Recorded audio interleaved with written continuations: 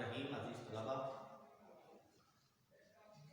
اسلامیات اختیاری سال 2 میں ہم سورہ بقرہ کا ترجمہ پڑھ رہے ہیں اور اب تک ہم نے سورہ بقرہ کے 19 رکوع کا ترجمہ پڑھ لیا ہے. آج ہم سورہ بقرہ کے رکوع نمبر 20 کا ترجمہ پڑھیں گے اور ترجمہ پڑھنے کے بعد اللہ تعالیٰ نے اس کے اندر کیا تعلیمات ارشاد فرمائی ہیں، کون سے احکامات ارشاد فرمائے ہیں، ان کو بھی ہم پڑھیں گے. پہلے ہم اس کا ترجمہ پڑھتے ہیں. سورہ بقرہ میں اللہ تبارک و تعالیٰ نے ارشاد فرمایا اِنَّ فِي خَلْقِ السَّمَاوَاتِ وَالْأَرْضِ، بے شک آسمانوں اور زمینوں کی جو بناوٹ ہے، پیدائش ہے، اور وَاخْتِلَافِ اللَّيْلِ وَالنَّهَارِ، اور دن اور رات کا جو آنا اور جانا ہے ایک دوسرے کے بعد، کہ رات کے بعد دن کا آنا اور دن کے بعد پھر رات کا آنا، اور وَالْفُلْكِ الَّتِي تَجْرِي فِي الْبَحْرِ، اور یہ جو کشتیاں ہیں جو چلتی ہیں سمندر کے اندر، بِمَا يَنْفَعُ النَّاسَ، ان چیزوں کے ساتھ جو لوگوں کے لیے منافع بخش ہیں، جو کشتیاں چلتی ہیں، وَمَا أَنزَلَ اللَّهُ مِنَ السَّمَاءِ، اور جو اللہ تعالیٰ نے آسمان سے نازل کیا ہے، مِن مَاءٍ، پانی، جو پانی اللہ نے آسمان سے نازل کیا ہے، فَأَحْيَا، اور پھر اس کے ساتھ زندہ کر دیا اللہ تبارک و تعالیٰ نے بِهِ الْأَرْض، زمین کو، بعد موتها، اس کے مردہ ہونے کے بعد، اس کے بنجر ہونے کے بعد اللہ نے آسمان سے پانی برسایا جس کے ساتھ وہ زمین زندہ ہو جاتی ہے یا ہریالی دینے لگتی ہے. وَبَثَّ فِيهَا، اور پھر اس زمین کے اندر اللہ تبارک و تعالیٰ نے پھیلا دیے اور بکھیر دیے، مِن كُلِّ دَابَّةٍ، ہر طرح کے جانور کو اللہ تبارک و تعالیٰ نے زمین کے اندر کیا کر دیا ہے، پھیلا دیا ہے. وَتَسْرِيفِ الرِّيَاحِ، اور یہ ہواؤں کا چلنا، اور وَالسَّحَابِ الْمُسَخَّرِ بَيْنَ السَّمَاءِ وَالْأَرْضِ، اور زمین اور آسمان کے درمیان بادلوں کا مسخر ہو جانا. اللہ تعالیٰ فرماتا ہے یہ جو ساری چیزیں ہیں لَآيَاتٍ لِقَوْمٍ يَعْقِلُونَ، عقل والوں کے لیے اس کے اندر بہت ساری نشانیاں ہیں. اللہ نے فرمایا یہ جتنی ساری چیزیں یہاں پر بیان ہوئی ہیں، کیا اللہ کے سوا کوئی اور ان ساری چیزوں کو بنا سکتا ہے؟ ایسی کوئی ذات ہمیں نظر نہیں آتی جو اللہ تبارک و تعالیٰ کے سوا ایسی زمینوں کو پیدا کر دے جیسی زمینوں کو اللہ نے پیدا کیا. یہ اس طرح بغیر سکون کے کیسے اللہ نے آسمانوں کو پیدا کر دیا ہے، کیسے اللہ تعالیٰ آسمان سے بارش برساتا ہے، زمین کو ہریالی بخشتا ہے، کتنے ہی قسم کے جانور اللہ تعالیٰ نے اس زمین کے اندر پھیلا دیے ہیں. اللہ تعالیٰ فرماتا ہے عقل والوں کے لیے بہت ساری نشانیاں ہیں، اگر وہ ان نشانیوں سے عقل لینا چاہیں تو وہ ضرور اللہ کی ذات پر ایمان لے آئیں گے. آگے فرمایا وَمِنَ النَّاسِ، پھر بھی کچھ لوگ ایسے ہیں لوگوں میں سے مَن يَتَّخِذُ، جو بنا لیتے ہیں، پکڑ لیتے ہیں، مِن دُونِ اللَّهِ اندادا، اللہ کے سوا کوئی اور شریک، پھر بھی وہ اللہ کو چھوڑ کر بتوں کی پوجا کرتے ہیں، وہ اللہ تبارک و تعالیٰ کو چھوڑ کر درختوں کی پوجا کرتے ہیں، اللہ تبارک و تعالیٰ کو چھوڑ کر آگ کی پوجا کرتے ہیں. اسی طرح جو چیزیں اللہ تبارک و تعالیٰ نے پیدا کی ہیں، یعنی سورج، چاند اور ستارے، اللہ تعالیٰ فرماتا ان کی پوجا کرتے ہیں لیکن اللہ کی پوجا نہیں کرتے، عبادت نہیں کرتے. من دون اللہ اندادا، اللہ کے سوا کسی اور کی عبادت کرتے ہیں. اور عبادت پھر وہ کیسے کرتے ہیں، یحبونہم، پھر وہ ان سے محبت بھی کرتے ہیں، کحب اللہ، جیسے کہ اللہ سے وہ محبت کرتے ہیں، اسی طرح وہ ان چیزوں سے محبت کرتے ہیں جن کی وہ عبادت کرتے ہیں. والذین آمنوا، میں کہ وہ لوگ جو ایمان لائے، اشد حب للہ، وہ اللہ تبارک و تعالیٰ سے سب سے زیادہ محبت کرتے ہیں. جو ایمان لانے والے لوگ ہیں وہ صرف اللہ ہی سے محبت کرتے ہیں اور کسی سے محبت نہیں کرتے، نہ بتوں سے محبت کرتے ہیں، نہ درختوں سے، نہ آگ سے، نہ سورج سے، نہ چاند سے، نہ ستاروں سے. کیوں؟ کیونکہ وہ جانتے ہیں کہ یہ ساری تو نشانیاں ہیں جو اللہ تبارک و تعالیٰ نے پیدا کی ہیں. ان سب کا پیدا کرنے والا اللہ تبارک و تعالیٰ ہے اور عبادت صرف اللہ ہی کی کرنی ہے اور معبود صرف ایک ہے اور وہ اللہ تبارک و تعالیٰ ہی کی ذات ہے. آگے اللہ تبارک و تعالیٰ ارشاد فرماتا ہے وَلَوْ يَرَى الَّذِينَ ظَلَمُوا، کاش دیکھنے ظلم کیا، وہ ابھی یہ بات دیکھ لیں کہ اذ یرون العذاب، جب کہ وہ دیکھیں گے عذاب کو، کاش وہ اب یہ بات دیکھ لیں کہ اس سارے انکار صورت میں جو ان کو عذاب ہوگا، کاش کہ وہ اس کو محسوس کر لیں، اور اذ یرون العذاب، جب کہ وہ آگے جا کر عذاب کو دیکھیں گے تو وہ محسوس کریں گے، وہ اس چیز کو پا لیں گے، وہ دیکھ لیں گے کہ ان القوۃ للہ جمیعا، کہ ساری کی ساری جو قوتیں ہیں، طاقتیں ہیں، وہ صرف اور صرف اللہ تبارک و تعالیٰ ہی کی طاقت ہے۔ وعد اللہ شدید العذاب، اور اللہ تبارک و تعالیٰ سخت ترین عذاب دینے والا ہے۔ آگے اللہ نے فرمایا استبرأ الذین اتبعوا، وہ یہ بھی دیکھ لیں، کاش وہ یہ بھی دیکھ لیں کہ اللہ کے سوا وہ جن چیزوں کی عبادت کرتے ہیں، بتوں کی، درختوں کی، آگ کی، ستاروں کی، چاند کی اور سورج کی اور دریاؤں کی، اللہ نے فرمایا وہ وقت آئے گا کہ جب یہ سارے معبود جو انہوں نے اللہ کے سوا بنائے ہیں ان سے برات کا اعلان کر دیں گے، ان سے بیزار ہو جائیں گے، وہ کہیں گے کہ ہم ان کو نہیں جانتے۔ جن کی پیروی کی گئی تھی وہ بیزاری ظاہر کر دیں گے ان لوگوں سے، اتبعوا، جنہوں نے ان کی پیروی کی تھی، جنہوں نے ان کی عبادت کی تھی، اور وہ سارے معبود جن کی عبادت کی تھی وہ ان سے بیزاری کر دیں گے جو ان کی عبادت کرتے تھے۔ ورأوا العذاب، جب وہ عذاب کو دیکھیں گے، جب وہ اللہ تبارک و تعالیٰ کے عذاب کو دیکھیں گے تو وہ کہیں گے یا مولا کریم ہم تو ان کو نہیں جانتے، یہ انہوں نے خود ہی یہ کام کیا ہے، ہم نے ان کو نہیں کہا کہ تم ہمیں معبود بنا لو۔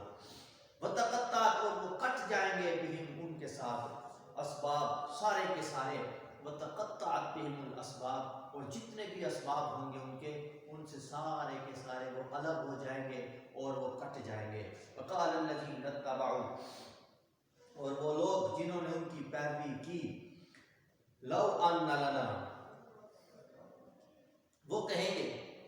وقال الذین اتبعوا، وہ لوگ جنہوں نے ان بتوں کی یا ان معبودوں کی پیروی کی تھی دنیا کے اندر، اللہ کی نشانیوں کو دیکھ کر انہوں نے عقل نہیں لی اور وہ اللہ تعالیٰ پر ایمان نہیں لے کر آئے، جب وہ قیامت میں یہ دیکھیں گے کہ جن کی ہم نے عبادت کی یا جن کو ہم پوچھتے رہے، قیامت والے دن تو انہوں نے ہم سے بیزاری کر دی ہے، اب وہ کہیں گے لو ان لنا، کاش کہ ہم دیکھ لیتے، کرتن، ایک بار دنیا میں پھر بھیج دیا جائے، فنتبرأ منہم، تو بس ہم بیزاری کریں گے ان سے، کما تبرؤا منا، جس طرح انہوں نے ہم سے بیزاری کا اعلان کر دیا ہے۔ وہ لوگ جو اللہ کے سوا کسی دوسرے کو عبادت کے لائق سمجھتے تھے، وہ کہیں گے ان کی پیروی کی، اور وہ کہیں گے کہ اگر ہمیں ایک بار پھر دنیا میں بھیج دیا جائے تو فنتبرأ منہم، ہم بھی ایسے ہی برات کا اعلان کر دیں گے ان معبودوں سے جن کی ہم عبادت کرتے رہے ہیں کہ ہم تمہیں نہیں جانتے، کما تبرؤا منا، اب انہوں نے جیسے ہم سے بیزاری کا اعلان کر دیا ہے، اگر یہ پھیر دیا جائے ہمارے لیے ہماری زندگی کو اور ہمیں دوبارہ دنیا میں بھیج دیا جائے، اب ہم بھی ان سے کیا کریں گے، بیزاری کا اعلان کر دیں گے۔ اللہ تعالیٰ فرماتے ہیں کذالک یریہم اللہ، اسی طرح اللہ تبارک و تعالیٰ انہیں دکھاتا ہے اعمالہم، ان کے اعمال، حسرات علیہم، ان کی حسرت بنا کر، اس طرح اللہ تعالیٰ انہیں ان کے اعمال حسرتیں بنا کر دکھاتا ہے، وما ہم بخارجین من النار، اور انہیں آگ سے نہیں نکالا جائے گا۔ اللہ تبارک و تعالیٰ فرماتا ہے اب وہ یہ حسرت کریں گے کہ کاش ہمیں ایک اور زندگی اللہ تعالیٰ دے اور ہمیں دنیا میں بھیج دے، تو یہ جن کی ہم پوجا کرتے رہے ہیں، جن کی ہم عبادت کرتے رہے ہیں، ہم ان سے بیزاری کا اعلان کر دیں گے، اللہ پر ایمان لے آئیں گے۔ اللہ تبارک و تعالیٰ فرماتا ہے یہ ان کے اعمال تھے جو ہم نے حسرت بنا کر ان کو دکھا دیے ہیں، اب ان کا ٹھکانہ جہنم ہے، اب ان کا ٹھکانہ آگ ہے، وما ہم بخارجین، اور اس آگ سے یہ نہیں نکالے جائیں گے۔ پتہ چلا اگر ایمان لے کر آنا ہے تو اسی زندگی میں لے کر آنا ہے، نیک اعمال کرنے ہیں تو اسی زندگی میں کرنے ہیں، اور اچھے اعمال کرنے ہیں تو اسی زندگی میں کرنے ہیں، اور اسی طرح اگر ہم نے پرہیزگاری یا تقوی اختیار کرنا ہے تو بجائے اس کے کہ اللہ تبارک و تعالیٰ کے ہاں جا کر اور حشر میں اور قیامت میں اور آخرت میں ہم کہیں کہ مولا دوبارہ زندگی دے دے اور ہم پھر جا کر یہ سارے نیک اعمال کریں گے، اللہ تبارک و تعالیٰ فرماتا ہے اب معافی نہیں ہے، معافی اسی دنیا کے اندر ہے، اسی زندگی کے اندر ہے۔ تو ہمیں چاہیے کہ ہم بھی اپنے سابقہ گناہوں کی معافی مانگیں، پہلے گناہوں کی معافی مانگیں اور اللہ تبارک و تعالیٰ کے ہاں سجدہ ریز ہو جائیں۔ اللہ تبارک و تعالیٰ فرماتا ہے جو شخص سجدہ ریز ہو جاتا ہے، اپنے گناہوں پر نادم ہو جاتا ہے اور مجھ سے اپنے گناہوں کی معافی طلب کرتا ہے تو میں بھی اس کو معاف فرما دیتا ہوں۔ ہم نے سورہ بقرہ کا رکوع نمبر 20 کا ترجمہ پڑھا ہے۔ اب ہم دیکھتے ہیں اللہ تبارک و تعالیٰ نے اس کے اندر کون سے احکامات یا تعلیمات ارشاد فرمائے ہیں۔ رکوع نمبر 20 میں اللہ تبارک و تعالیٰ نے توحید اور کائنات کے بارے میں ارشاد فرمایا ہے۔ اس مقام پر قرآن مجید نے توحید کا بنیادی اصول بیان کیا، اس ضمن میں کائنات کے حقائق کو بطور دلیل سامنے رکھا کہ یہ ساری کائنات اللہ تعالیٰ کی وحدانیت اور اس کی بیش بہا رحمتوں کی گواہ ہے۔ نبی کریم علیہ السلام سے کفار مکہ نے خدا کے ایک ہونے کی دلیل طلب کی، جس پر یہ آیت نازل ہوئی۔ اللہ تبارک و تعالیٰ نے فرمایا کہ اس کائنات پر تم غور و فکر تو کرو، یہ زمین اور آسمان کا بننا، یہ زمین اور آسمان کا بننا، رات اور دن کا عدل بدل ایک کے بعد دوسرے کا آنا، کشتیوں کا سمندر میں چلنا، لوگوں کی منافع بخش چیزوں کو لانا اور آسمان سے پانی برسنا، مردہ اور بندر زمین میں ہریالی پیدا کر دینا اور جان ڈال دینا، کیا کوئی اور یہ کر سکتا ہے؟ یہ صرف اور صرف ایک وحدہ لا شریک خدا کی ذات ہی ایسا کر سکتی ہے۔ اللہ تبارک و تعالیٰ نے کائنات کی طرف توجہ دلائی اور فرمایا یہ عقل والوں کے لیے نشانیاں ہیں، جو شخص عقل سے دیکھے گا، عقل استعمال کرے گا، اس کو پتہ چل جائے گا کہ یہ سارے کام اللہ کے سوا اور کوئی نہیں کر سکتا۔ دوسرا، اس رکوع کے اندر کائنات پر غور و فکر کی دعوت دی گئی ہے۔ اللہ تبارک و تعالیٰ نے پوری کائنات کو ہمارے سامنے رکھا اور فرمایا کہ اس کو دیکھو، پوری کائنات کا جائزہ لو۔ کیا تمہیں یہ لگتا ہے کہ کوئی اور ذات اس طرح کائنات کو بنا سکتی ہے؟ تو ان آیات میں انسانی احساسات کو ایک عجیب انداز میں بیان کیا گیا ہے تاکہ وہ اس کائنات پر کھلی آنکھوں اور بصیرت کے ساتھ نظر آنے والے ان عجائبات کا مشاہدہ کرے جن کو ہر وقت دیکھتا رہتا ہے، پر ساری کائنات اس کو دعوت مشاہدہ دے رہی ہے۔ اگر انسان ضد اور تعصبات سے آزاد ہو کر عقل سے کام لیتے ہوئے کائنات کے اس کارخانے کو جو شب و روز اس کے سامنے چل رہا ہے، اس کے نظام پر غور اور فکر کر لے کہ کیسے اللہ تبارک و تعالیٰ نے یہ ساری کائنات پیدا کرتی ہے، وہ دیکھ لے تو اس جیسا نظام وہ مان لے گا اللہ کے سوا کوئی اور پیدا نہیں کر سکتا، اللہ کے سوا کوئی اور اس نظام کو بنا نہیں سکتا۔ اللہ تبارک و تعالیٰ نے فرمایا دیکھو کہ میں نے کس طرح